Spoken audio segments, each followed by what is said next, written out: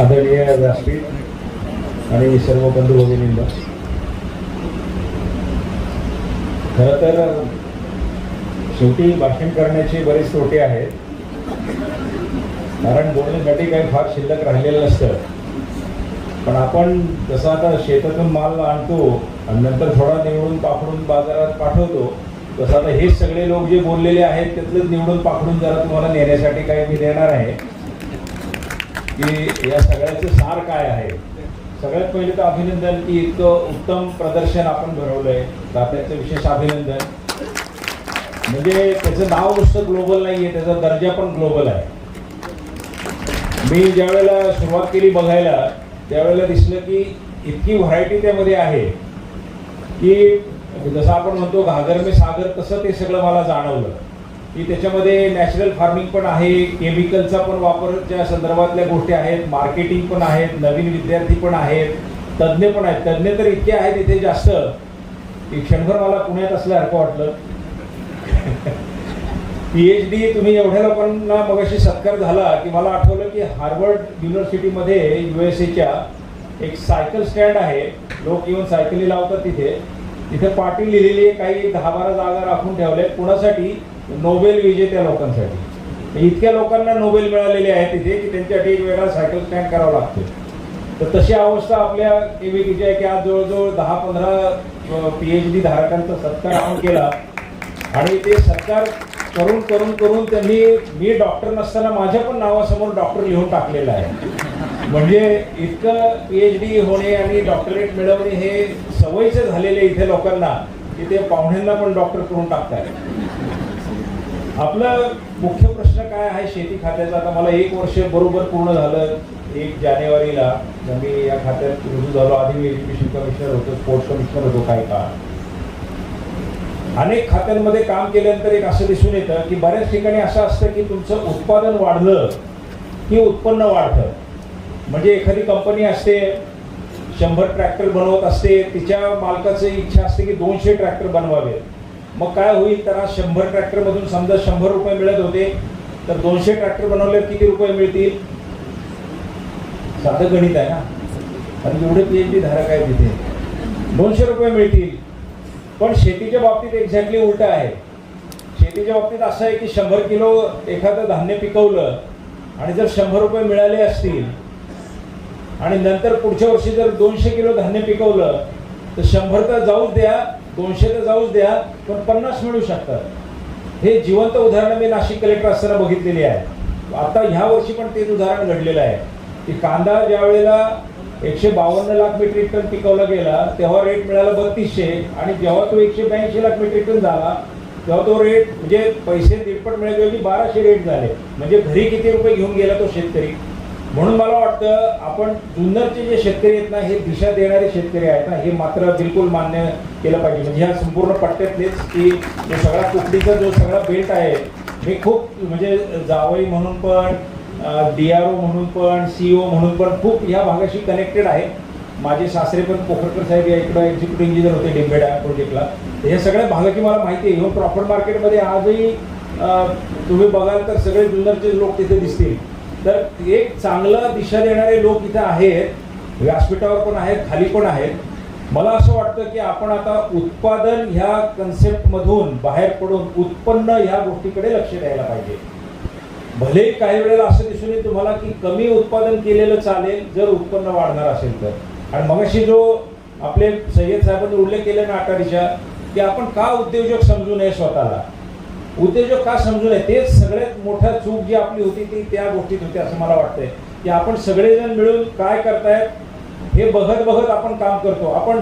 आणि उदाहरणं पण अशी जबरदस्त आहेत. मी ज्या वेळेला शेतकरी उत्तम शेतकऱ्याची पुरस्कार देत असतो त्यावेळेला बघतो की वेगळे वेगळे राज्यभरातून प्रस्ताव येतात आणि तुम्हाला लक्षात येईल की गॅप इतकी भयानक आहे की जर ॲव्हरेज यील्ड समजा 10 क्विंटल असेल एखाद्या उत्पादनाचं, तर बक्षीस मी कितीला देतोय, 80 क्विंटलला.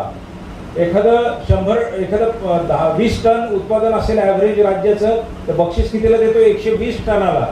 म्हणजे 120 टन जर शक्य आहे, मला हे मान्य आहे की सर्वांना 120 टन शक्य नाही आहे. जसं 90% मार्क पडतात, पहिला आला मुलगा सर्वांना 90 नाही पडणार. पण सगळ्यांना 20% मार्क पडतात आणि एकाला 90 मिळतात, हे पण तर चिंताजनक बाब आहे. निदान नाही 70 टन 80 टन, तुम्ही निदान जे काय आत्ताचे टन आहेत त्याच्या डबलमध्ये जाऊ शकता, जिथं उत्पन्न वाढू शकतं. किंवा दुसरी गोष्ट अशी की जे काय उत्पादन आपण केलेलं आहे त्याचं योग्य मार्केटिंग करणे. आपल्याकडे सगळ्यात मोठी वानवा हीच आहे की साधं उदाहरण घ्या की आता हॉर्टिकल्चरमध्ये तुम्ही बघा की फळं येतात, तो शेतकरी सगळी फळं गोळा करतो. माझं प्रोफेशन अमरावतीमध्ये झालं आहे, मी बघितलं तिथं शेंदूरजना घाट वगैरे भागामध्ये संत्रा लोक घेतात आणि आपल्याकडे जसे वाळूचे ढिगारे असतात तशा पद्धतीने संत्र्याचे ढिगारे होतात. ते 10-20% संत्र्याची तर तिथं त्याच्या शेतातच ज्यूस होतो. नंतर ते जसेच्या तसे ट्रकमध्ये भरले जातात, ते आपटत नागपूरच्या बाजारात जाते. 10-20% संत्र्याचा त्या ट्रकमध्ये ज्यूस होतो.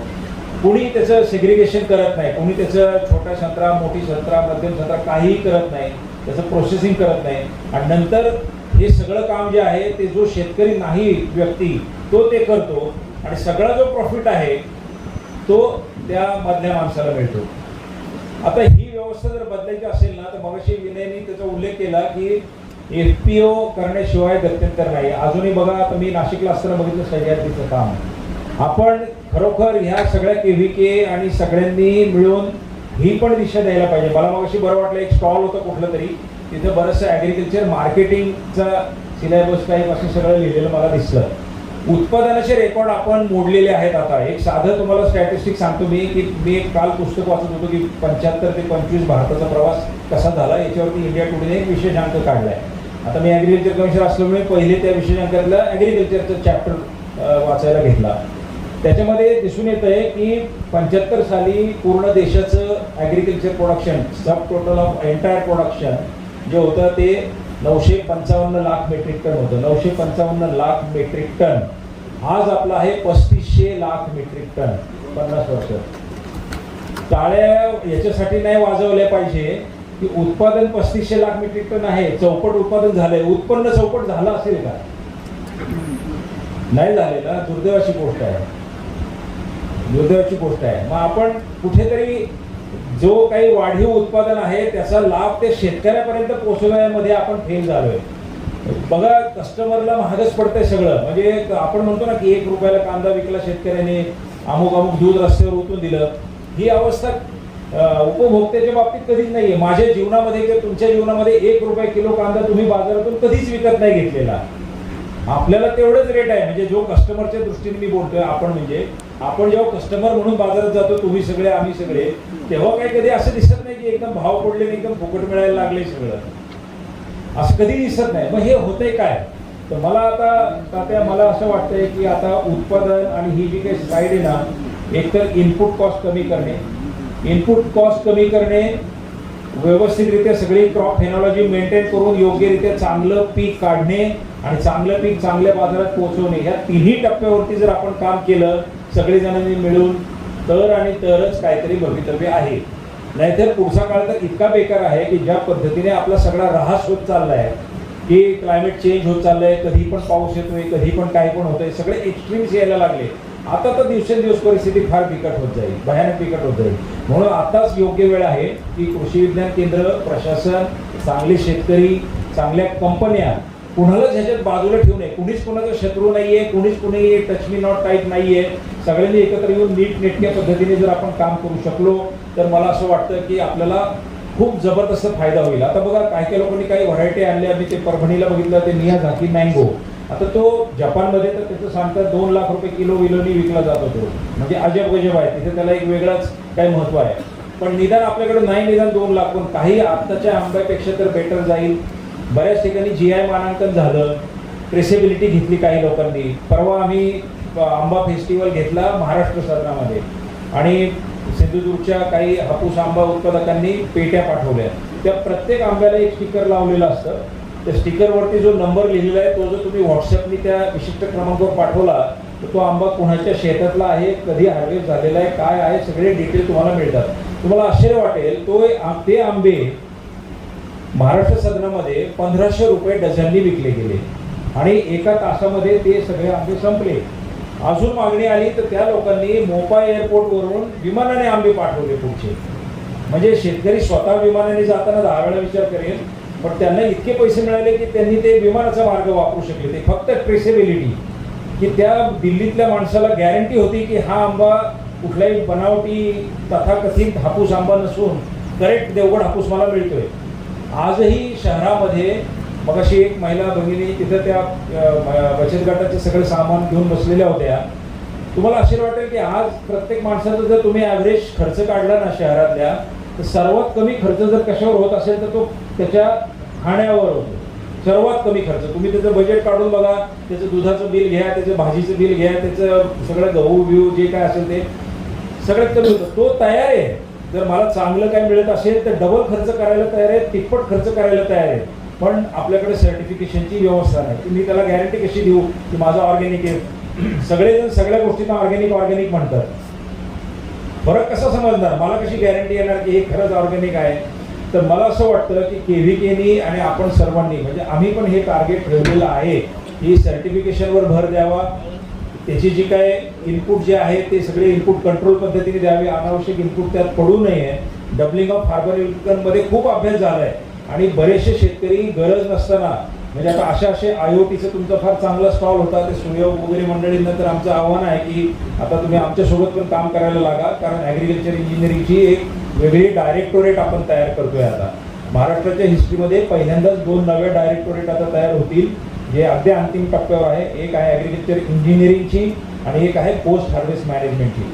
म्हणजे आम्ही केवळ उत्पादन करून शेतकऱ्याचा हात सोडून नाही देणार आहोत, त्याला मार्केटपर्यंत पोहोचवण्याचं गाईड करायचं काम आम्ही करणार आहोत. आम्ही हे नाही म्हणणार हे पणनचं काम आहे, हे यांचं काम आहे, त्यांचं काम आहे. सगळे डिपार्टमेंट एकत्र येतील आणि त्याला शेवटापर्यंत बेस्ट भाव कसा मिळेल आणि त्याच्या खिशात जास्त पैसे कसे येतील हे आम्ही बघणार आहोत. ह्याकरता KVK असेल, चांगले उत्पादक शेतकरी असतील, यांना माझी या निमित्ताने एवढीच विनंती राहील की एकत्र येऊन काही गोष्टी व्यवस्थित डॉक्युमेंटेशन करून राज्यभरासाठी त्याचा वापर कसा करता येईल या पद्धतीने त्याची मांडणी करून, कारण शेतकरी आपल्या आपल्या पद्धतीने काम करतो, त्याला एक औपचारिक स्वरूप देण्याचं काम इन्स्टिट्यूटनी करायला पाहिजे. तर ते काम आपण ह्या KVKच्या हातून व्हावं अशी माझी तुम्हाला सर्वांना विनंती आहे. आणि ताई, तुम्हाला आता तुमचा माझा खूप जुना संपर्क आहे, 20-25 वर्षापासून. आम्ही जे जे काय सांगतो ते सगळं करतो. परवा तुम्ही युरियाची मागणी घेऊन निवेदन द्यायला आले, तिथंच फोन केला, तिथंच ती गाडी आली, तिथं सगळ्यात जास्त युरिया जुन्नरला दिलेलं आहे आम्ही आता. आणि कालचंच जस्ट उदाहरण आहे ते. तर जे जे शक्य आहे ते आम्ही करू, कारण जिथं जे लोक चांगल्या पद्धतीने काम करतात, जिथं ज्या लोकांकडून दुसऱ्या लोकांना शिकवण्यासाठी काहीतरी मॉडेल विकसित होऊ शकतात, अशा पद्धतीचं काम या बेल्टमध्ये फार पूर्वीपासून होतं. अतिशय उत्तमरित्या शेती करणारे सगळे लोक इथे आहेत, फार नाशिकपर्यंत आहेत. म्हणजे उद्योग जरी नसले तर त्याची उणीव शेतीने भरून काढलेली आहे इथली. तर त्याकरता आम्ही 100% आपल्या सोबत सगळ्यांच्या राहूच. तुम्ही अतिशय चांगलं प्रदर्शन आहे, याच्यातनं शेतकऱ्यांचे काय फीडबॅक येते हे पण आपण संकलित करा, आम्हालाही नंतर सांगा.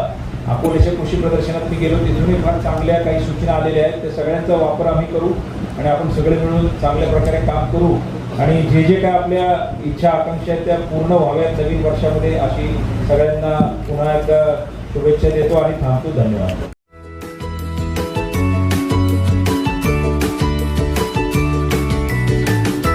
बातम्या शेतीच्या,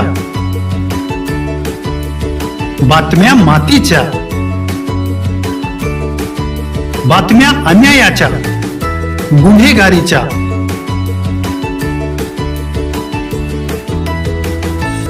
राजकारणाच्या आणि समाजकारणाच्या, शोषणाविरुद्ध बुलंद आवाज, जनसामान्यांच्या हुंकाराची गाज, सत्कार्याला प्रोत्साहन, दुष्कृत्याला अनुशासन, निर्भीड, निस्पृह, सडेतोड, बेधडक आणि रोखटोक म्हणजेच विघ्नहर टाइम्स. शोध बातमीचा, ध्यास सत्याचा. आपलं चॅनल, आपली बातमी. सबस्क्राईब तर कराच, पण बेल आयकॉनवर क्लिक करायलाही विसरू नका.